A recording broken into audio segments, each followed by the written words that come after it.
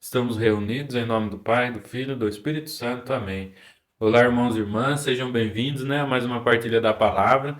Hoje, né, em Mateus 8, do 23 ao 27, né, na passagem que tem como título, né, a tempestade acalmada, onde Jesus e seus discípulos, né, entram na barca e no meio assim do mar, né, começa uma grande tempestade que fala que as ondas até cobriam, né, a barca.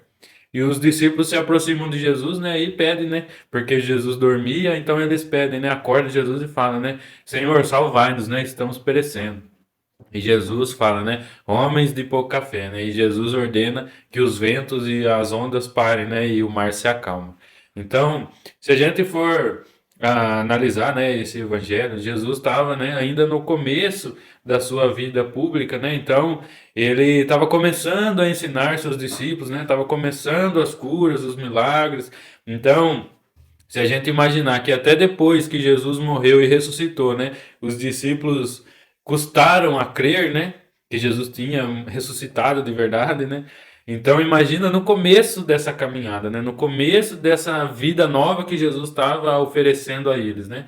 Como que para eles era impactante, era custoso acreditar, né? Então, apesar de Jesus já ter feito, né, nesse momento algumas curas, né, alguns milagres, é, ainda era tudo novo, né? Ainda era tudo recente para eles, então tinha assim, né, ainda aquela dúvida no coração de, de ser tudo verdade, de ser mesmo o Messias, se tratava de um novo profeta ou se era realmente o Filho de Deus, onde todas as promessas iam ser realizadas, né? Então, é interessante que essa passagem da tempestade acalmada é a primeira vez que Jesus entra no barco, né, com seus discípulos e vai, né, em alto mar. E é como se Jesus falasse assim para eles, né? Agora que eu me revelei a vocês, e vocês estão me seguindo, vocês estão a caminho comigo, agora não tem mais volta, né? Porque imagina se acontecesse algum perigo ali com eles na terra, ali na cidade mesmo. Os discípulos iam sair correndo, igual quando Jesus foi preso.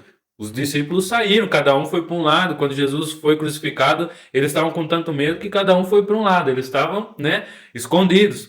Então, ali no mar é interessante que não tem para onde correr, né? Ali em alto mar não dá para fugir, né? Eles não iam pular no mar e tentar encarar as ondas, né, na braçada.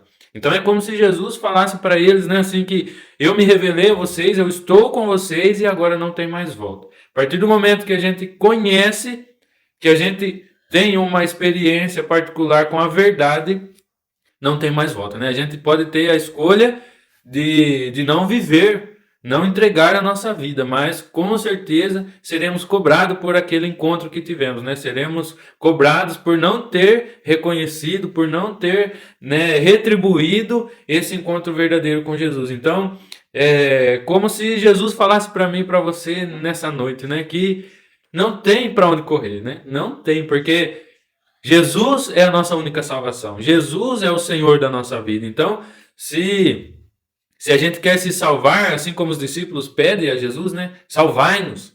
Se a gente quer salvar a nossa vida, nós temos que sim estar com Jesus. Temos que sim estar no barco com Jesus. Então, não tem outra saída, não tem outra resposta se nós queremos salvar a nossa vida.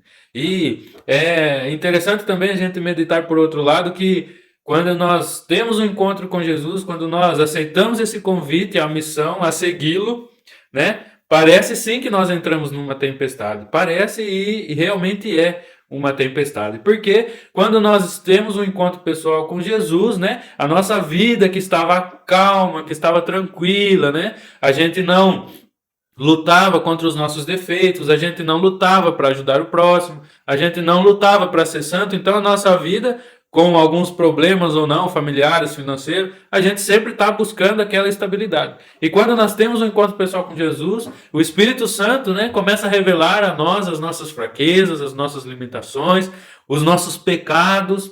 Então, aquilo que a gente estava acostumado começa a ser para a gente um motivo de desconforto, porque temos que abrir mão de certas coisas, né? De certas culturas, costumes, realidades. Temos que despojar de nós. Então, isso causa sim tempestade na nossa vida, porque é uma mudança.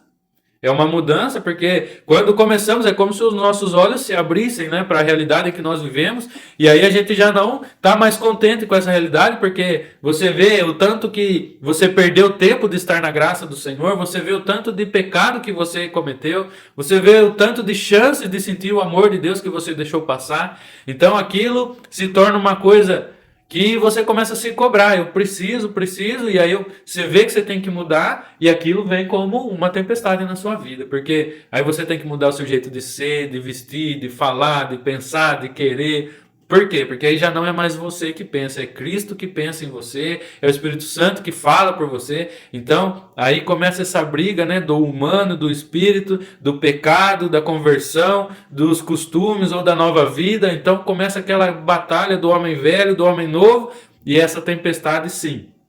Essa tempestade, ela só se acalma quando corremos para Jesus, quando abraçamos Jesus, quando reconhecemos que Jesus é o nosso Salvador, né? Aí a paz se estabelece na nossa vida. Vamos ter problemas? Sim, vamos ter dificuldades? Sim, mas a paz em Cristo, ela é maior no nosso coração. Então passamos por tudo que temos que passar, como mortificação, como oração, como alegria, como louvor, para que tudo valha a pena. Então, essa vida com Jesus no barco, né, é a vida que vai nos salvar, não tem como. Então, que nós possamos, né, ter a certeza nessa noite que ter um encontro pessoal com Jesus é como entrar num barco realmente e encarar o mar, né? Vão ter dias calmos, tranquilos, bonitos, e vão ter dias de tempestade, ondas, ventos, e que precisamos estar agarrados em Jesus para poder passar, para poder um dia estar com Ele verdadeiramente e adorá-lo como nós devemos adorar sempre.